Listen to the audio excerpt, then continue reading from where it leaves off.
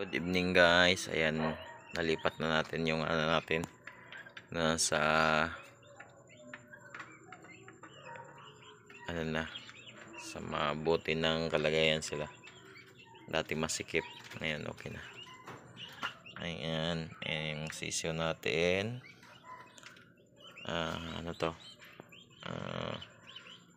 White Holland, parang midget white yung nanay. Tapos Nicholas White yung tatay. Nicholas White, tapos yung isa yung hybrid. Nicholas White saka hybrid Heritage Bourbon Red ang nanay. Ayan. Tapos ito broad-breasted bronze yung tatay nito. Ito naman is RB, pero may halo yan na Guinea fowl. Ito naman broad-breasted yung tatay. Yan, broad-breasted yung tatay niyan. Bronze ang tatay. Bronze ang tatay nito. Yung nanay siguro nito is yung midget white. Ito naman is broad-breasted bronze pa rin yung tatay. Ito naman is Nicholas Bourbon Red yung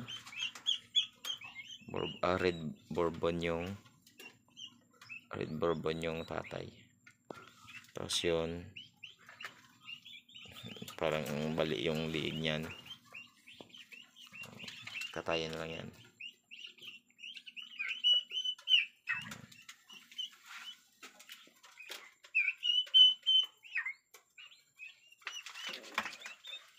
Yan. Ito wala ng ilaw. 15 days wala nang ilaw. 15 days. Tapos 21 days dalhin na sa farm kasi naka-adjust na sila sa walang ilaw na mainit. Ito malapit na ito 15 days na to. Kaya ang ilaw nito 25 watts na lang ito, tigwa 100 watts yan. 100 watts din, 100 watts din yung isa. Tatlo. So kulang pa ng dalawang ilaw. Para sa ilaw natin.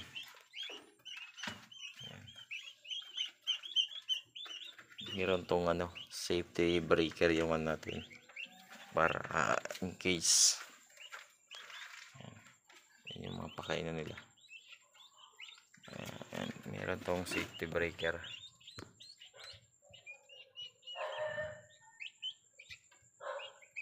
Ayan, may safety breaker para safe na parang 10 amperes, 15, 20, parang 20 amperes. Ayan,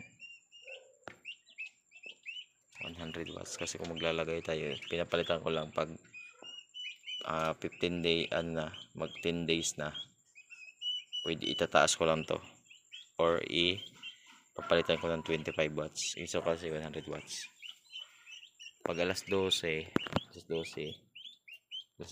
ay iangat ko lang yan. Pag tanghali iangat ko lang siya para hindi siya masyadong mainit. Pero pag gabi pinababa ko na yan.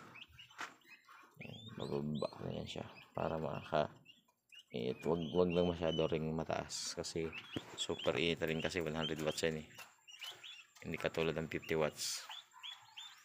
Yan ang kaganda ng 100 watts, nabibigay niya talaga yung init kasi yung sisyo na mag-adjust lalapit sila kung may init, lalayo sila. Katulad nito, lumalayo na yung iba. Lumalayo na sila sa ilaw. Ito mamaya lalapit na to. Yan lang guys.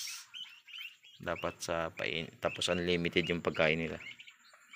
Unlimited dapat. Hindi pwedeng bitin yan. Anong oras na ngayon? Tingnan natin. Alas 11 na ng gabi. And unlimited yan sa pagkain. May mga pagkain yan. May tubig. Secure natin yung tubig. Yan. May tubig yan. Tingnan mo. Oh, may tubig yan.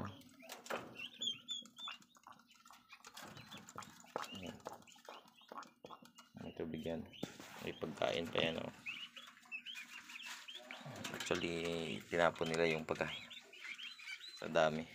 Di baling sobra yung pagkain. Unlimited yan. Basta sisiw pa. Yan lang guys. Good evening again. Happy farming.